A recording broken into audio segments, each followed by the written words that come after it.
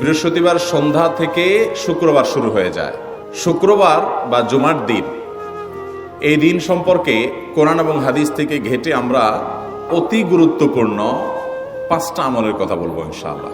Number 1, সবচেয়ে বেশি যেটা করতে হবে পরিমাণে, জুমার দিন জুমার রাত, বৃহস্পতিবার সন্ধ্যা থেকে নিয়ে শুক্রবার সন্ধ্যার আগ পর্যন্ত পরিমাণে সবচাইতে বেশি করতে হবে যে আমলটা, সেটা হলো দুরূদ শরীফের আমল।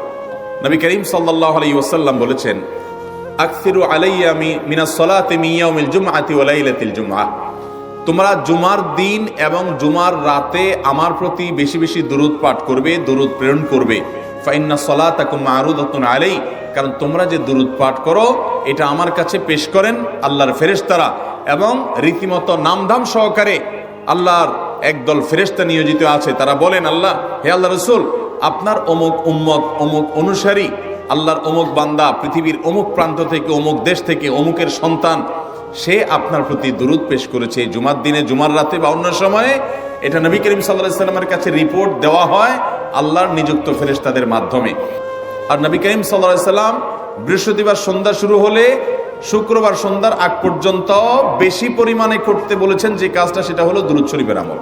দুরূদের এই আমলটা, এটা করার জন্য আল্লাহ তাআলা এমন সহজ করে দিয়েছেন যে ওযুর প্রয়োজন নাই।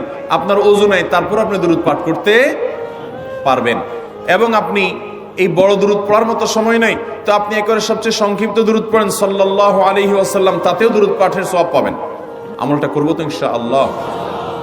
নাম্বার 2, জুমার দিন উপলক্ষে অন্য যে কোনো দিনের চাইতে জুমার দিন অর্থাৎ শুক্রবারের ফজর নামাজ পুরুষরা মসজিদে জামাতের সাথে পড়বেন, জামাতের সাথে পড়ার নিয়ত করবেন পাক্কা। কারণ অন্য যে কোনো দিনের ফজর নামাজ না, শুধুমাত্র যত নামাজ আছে, নবী করিম সাল্লাল্লাহু আলাইহি ওয়াসাল্লাম বলেছেন, আফদালুস সালাওয়াতে ইনদাল্লাহ, আল্লাহর কাছে দুনিয়ার সব নামাজের মধ্যে 5 ওয়াক্ত সাধারণ নামাজগুলোর মধ্যে সবচাইতে উত্তম নামাজ হলো সলাতুল ফজরে মাআল জামাআতে ইয়াউমাল জুমআহ, জুমার দিন ফজরের নামাজ জামাতের সাথে আদায় করা হলো যত নামাজ আছে এর মধ্যে সবচেয়ে শ্রেষ্ঠ নামাজ। ভাইরা আমার, প্রত্যেক বৃহস্পতিবার আসলে সন্ধ্যার সময় প্রতিজ্ঞা করব, সপ্তাহের অন্য দিন যদি আমার ত্রুটি বিচ্যুতি হয়ও আমি সেটাকে কারেকশন করার চেষ্টা করব, কিন্তু শুক্রবার ফজরটা পুরুষ হিসাবে আমি জামাতের সাথে পড়বই পড়ব। তার জন্য রাতে আগে আগে শোবো, ডাবল ট্রিপল অ্যালার্ম দিয়ে শোবো, অন্য নামাজি বন্ধুকে বলবো ফোন দিয়ে ডেকে দিবি, একে অন্যের সহযোগিতা করব, কিন্তু ফজরের নামাজ জুমার দিন ছাড়বো না ইনশাআল্লাহ। 3 নম্বর আমল হলো সূরা কাহাফ পড়ব। যারা কোরআন পড়তে পারেন না তারা শুনবেন, আর যারা পড়তে পারেন তারা নিজে পড়বেন। সূরা কাহাফ যদি জুমার দিন কেউ পড়ে, নবী করিম সাল্লাল্লাহু আলাইহি ওয়াসাল্লাম বলেছেন, এই সূরাটা তার জন্য নূর হবে, নূর, আলো আল্লাহর তরফ থেকে। কিয়ামতের ময়দানে ভয়াবহ গুটগুটে অন্ধকার হবে। কিয়ামতের একটা ভয়াবহ শাস্তি হলো অন্ধকারের শাস্তি। ভাইরা আমার, অন্ধকারের শাস্তি মানে এমন ভয়াবহ অন্ধকার হবে যে দুনিয়ার অন্ধকারের সাথে কোনো তুলনাযোগ্য নয়। সেই ভয়াবহ অন্ধকারে কিছু আমল আছে যে আমলগুলো মানুষের ওই অন্ধকারের মধ্যে আলোর কাজ দিবে। এর মধ্যে একটা হলো এই সূরা কাহাফ। অন্য অনেক উলামা ইকরাম বলেছেন, এর ব্যাখ্যা হলো সূরা কাহাফ যদি কেউ এক বৃহস্পতিবারে পড়ে, পরের বৃহস্পতিবার পর্যন্ত, এক শুক্রবারে যদি পড়ে, পরের শুক্রবার আগ পর্যন্ত পুরো সপ্তাহব্যাপী তার ভিতরে নূর, ঈমানের নূর, তাকওয়ার নূর, ইলমের নূর, আমলের নূর, ভালো মানুষ হওয়ার নূর তার ভিতরে আল্লাহ তাআলা সৃষ্টি করে দিবেন। তো নবী সাল্লাল্লাহু আলাইহি ওয়াসাল্লাম বলেছেন, সূরা কাহাফের প্রথম 10 আয়াত যদি কেউ মুখস্থ করে, তো এই ব্যক্তিকে আল্লাহ রাব্বুল আলামিন এবং যদি তেলাওয়াত করে, এই ব্যক্তিকে আমলের মাধ্যমে দাজ্জালের ফিতনা থেকে আল্লাহ বাঁচিয়ে রাখবেন। অতএব জুমার দিন প্রত্যেক শুক্রবারে সূরা কাহাফ পড়ব তো ইনশাআল্লাহ। 4 নম্বর আমল হলো, দুনিয়াতে যত ফজিলতপূর্ণ আমল আছে এর মধ্যে সবচেয়ে বেশি ফজিলতপূর্ণ আমল এটা। খুব সহজ আমলটা, খুব সহজ, প্রত্যেক শুক্রবার আমরা এটা করতে পারি।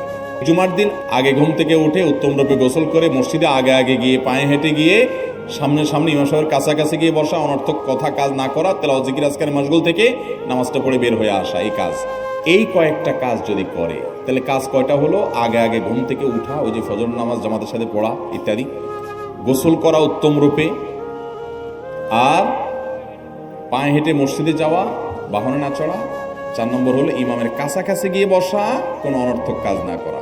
এই 4টা কাজ যদি কেউ জুমার দিনে করে, নবী করিম সাল্লাল্লাহু আলাইহি ওয়াসাল্লাম বলেছেন, ওই ব্যক্তি বাসা থেকে মসজিদ পর্যন্ত যে আসলো, যতগুলো পা ফেলবে, যতগুলো স্টেপ ফেলবে, যতগুলো কদম দিবে, প্রতিটা কদমের বিনিময়ে আল্লাহ রাব্বুল আলামিন তার অ্যাকাউন্টে, তার আমল নামাতে 1 বছর রাত জেগে, সারা রাত জেগে তাহাজ্জুদ নামাজ পড়লে এবং 1 বছর সারা দিন, প্রত্যেকটা দিন পুরা বছর জুড়ে নফল রোজা রাখলে যে পরিমাণ সওয়াব পাইতো, 1 বছর নফল রোজা, 1 বছর রাতভর জেগে তাহাজ্জুদের নামাজ পড়ার সওয়াব মাত্র একটা কদম ফেলার বিনিময়ে দিবেন। চেষ্টা করবো না ইনশাআল্লাহ? 5 নম্বর এবং সর্বশেষ আমল হলো, জুমার দিনে একটা সময় আছে দোয়া কবুল হয়। দোয়া কবুলের যে সময়গুলো আছে এর ভিতরে অত্যন্ত ইম্পর্টেন্ট একটা সময় হলো জুমার দিন। শুক্রবারের একটা সময় সম্পর্কে নবী সাল্লাল্লাহু আলাইহি ওয়াসাল্লাম বলেছেন যে একটা সময় আছে শুক্রবারের, এই সময়ে বান্দা কোনো দোয়া করলে আল্লাহ তাআলা ফিরিয়ে দেন না, কবুল করেন। কিন্তু সময়টা যে ঠিক কখন, এটা হাদিসে নবী সাল্লাল্লাহু আলাইহি ওয়াসাল্লাম বলেন না, যাতে করে হয়তো আমরা সারা দিনেরই কম বেশি দোয়ার চেষ্টা করি। এই বিষয়ে মুহাদ্দিসগণ, হাদিস বিশ্লেষকগণ, পণ্ডিত ওলামা একরামগণ হাদিসের বিভিন্ন আকার ইঙ্গিতকে গবেষণা করে, অ্যানালাইসিস করে